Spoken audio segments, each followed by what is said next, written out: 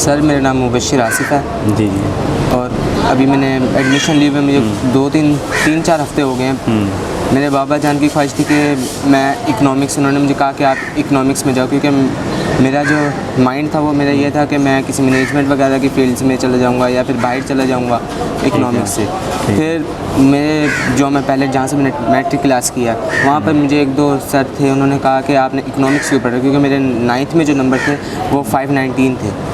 अच्छा, 9th के marks आपके 519? जी 519 नंबर थे। तो मेरे जो क्लास फेलोज थे, जो मेरे भाइयों जैसे थे, उन्होंने कहा कि यार आप क्या कर रहे हो, इकनॉमिक्स पढ़ रहे हो, इकनॉमिक्स तो FA सब्जेक्ट है, आप मतलब आप पढ़ने वाले बच्चों फ़िज़िक्स की वैल्यू होती है, जिसकी वजह से मैं सर कन्फ्यूजन में हो गया। मैं सोचता रहता कि मैं 2 साल मेहनत करूं, रातों को पढ़ाई करूं एक किताब के पीछे, जो मेरे हाथ में डिग्री है मैं उसे जाके आगे कहूँ कि ये मेरी डिग्री है, और यूनिवर्सिटी वाले कहें ये तो वैल्यू नहीं है इसकी।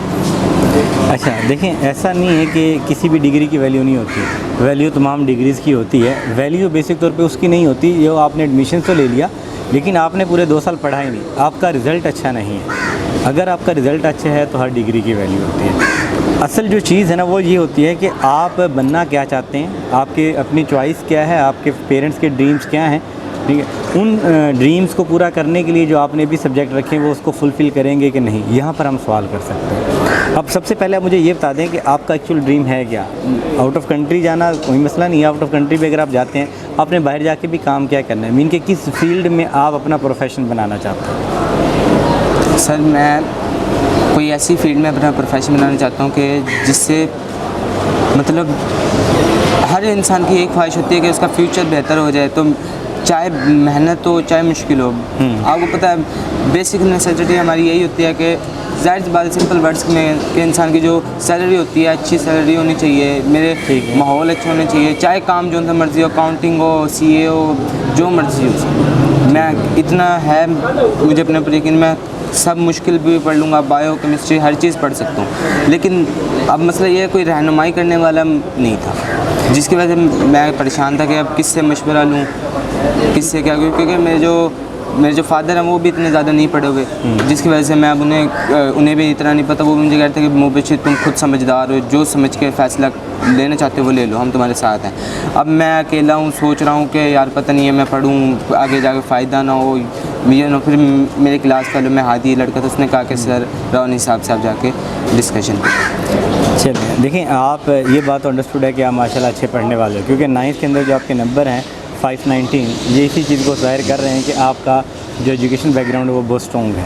अगर ये स्ट्रॉन्ग ना होता तो ये इतने नंबर ना आते, और यकीनन आप मेहनती भी हो, आप आगे स्ट्रगल भी कर सकते हो। ये आपकी बात बिल्कुल बजा है कि आफ्टर दैट कि आप ये सोचो कि यार मुझे कोई और सब्जेक्ट रखने चाहिए थे, किसी और उसमें जाना चाहिए। अभी तक की जो कन्वर्सेशन है ना, उससे जो मुझे आइडिया हुआ है, आपको ऐसा नहीं है कि किसी सब्जेक्ट से डर लगता है, ठीक है। ऐसा भी नहीं है कि किसी सब्जेक्ट की तरफ आपका अपना माइंड हो कि यार मैंने इस तरफ लेके जाना है साथ में। सिर्फ आप ये चाहते हो कि आप एक बेहतर इंसान बन सकते हो, कुछ अच्छी अर्निंग कर सको, इतना ही गोल है, ठीक हो गया। आप बेटा मुझे ये बता दें कि मेडिकल की फ़ील्ड है हमारे पास। मेडिकल की फ़ील्ड में क्या होता है, इंसान डॉक्टर बन सकता है, ठीक है, MBBS करता है, BDS करता है, एक ये फ़ील्ड होती है हमारे पास। कंपटीशन ज़्यादा होता है, वर्किंग आवर भी ज़्यादा होते हैं, प्लस आप जितने अच्छे डॉक्टर बनते चले जाते हैं, कहा जाता है कि आप उतने ज़्यादा मसरूफ़ भी होना शुरू हो जाते हैं। पैसा नो डाउट आप बहुत ज़्यादा कमा लेते हैं, लेकिन शायद आपको फैमिली के लिए टाइम या बाकी इन्वायरमेंट में सर्वाइव करना थोड़ा मुश्किल हो जाता है। इसके बाद एक फ़ील्ड हमारे पास आ जाती है इंजीनियरिंग की, ठीक है।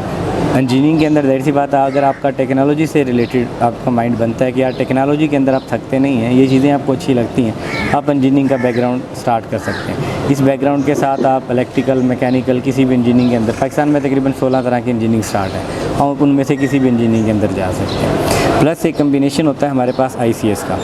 ठीक, जो ICS का ये जो कंप्यूटर साइंस का कम्बिनेशन है ना, ये एक ऐसा कम्बिनेशन है कि जिसके एक तो फील्ड ज़्यादा है, प्लस करंट अफेयर्स की अगर हम बात करें, या जो आजकल जो डिमांडिंग फील्ड्स हैं वो सारी इसी से चल रही है। इस वक्त ना दुनिया में सबसे ज़्यादा ये कह लें कि अगर पैसे की हम बात करें तो डाटा साइंटिस्ट सबसे ज़्यादा कमा रहे हैं। आप जिस मर्ज़ी इंडस्ट्री से रिलेटेड हो जाएं, आप जिस मर्ज़ी स्कोप फील्ड के अंदर जाना चाहते हैं ना, हर फील्ड में कंप्यूटर इंजीनियर की, कंप्यूटर बैकग्राउंड वाले बंदे की ज़रूरत रहती है। डॉक्टर्स हैं, न्यू मशीनरी आ रही है, उन्हें ज़ाहिर सी बात है मशीनरीज़ के साथ अपने आप को अपडेट करने के लिए कंप्यूटर इंजीनियर्स की ज़रूरत होगी। इसी तरह रिबोटिक सिस्टम जो चल रहा है, रिबोटिक इंजीनियरिंग जो चल रही है, अब देखें कि डॉक्टर यूएसए में बैठा है, वो चाइना में ऑपरेट कर रहा है रिबोटिक के ज़रिए से। वो जो रिबोट को कंट्रोल करना है, नो डाउट वो डॉक्टर सीख लेगा, लेकिन रिबोट जो बनाना है उसके जो फंक्शंस हैं वो सारे के सारे कंप्यूटर बैकग्राउंड वाले बच्चे ही कर सकते हैं। अब पैसा भी ज़्यादा कमाना है, थोड़ा सा इजी रह के भी कमाना है, जब इतना ही गोल है ना, तो फिर मैं आपको यही सजेस्ट करूँगा कि आपको आईसीएस में जाना चाहिए।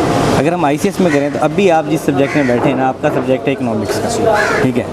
इंजीनियरिंग के लिए अगर आपने जाना है तो फिर इकोनॉमिक्स के साथ आप किसी इंजीनियरिंग में या सॉफ्टवेयर इंजीनियरिंग वगैरह में नहीं जा सकते। आप ये कर सकते हैं, आईसीएस के अंदर आप कम्बिनेशन चूज़ करें मैथमेटिक्स का, फ़िज़िक्स का, स्टैट का, ठीक है। अगर आप इस कम्बिनेशन के साथ चलना चाहते हैं, ठीक है, आप math physics stat, math stat computer, math physics computer, इन सब्जेक्ट के साथ आप यूएटी के अंदर अप्लाई कर सकते हैं अगर अप्लाई करना चाहते हैं। एक तो ये आपके पास कम्बिनेशन है, ठीक है।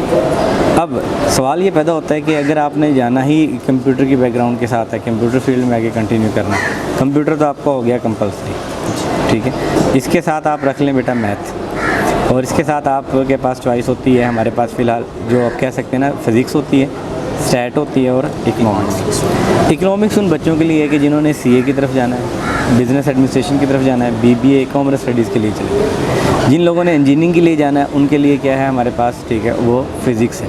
जिन्होंने सिर्फ कंप्यूटर के अंदर ही अपनी फ़ील्ड को आगे लेके चलना है, ठीक है, आप चाहते हैं कि आप वेब डेवलपर बन जाएँ, आप चाहते हैं कि आप सॉफ्टवेयर इंजीनियर बन जाएँ, तो आपके लिए बेहतर रहेगा आप कंप्यूटर मैथ के साथ स्टैट वाला सब्जेक्ट, क्योंकि स्टैट और मैथ ये दोनों चीज़ें आपकी लॉजिक्स को स्ट्रॉन्ग करना शुरू कर देंगी। आपकी लॉजिक्स जितनी ज़्यादा स्ट्रॉन्ग होना शुरू होंगी, आप उतने ही ज़्यादा कंप्यूटर के अंदर परफॉर्म अच्छा कर सकते हैं, ये याद रखें। अब इन तीन में से आपको कौन सा सब्जेक्ट बेहतर लगता है कि किसकी तरफ जाना चाहिए?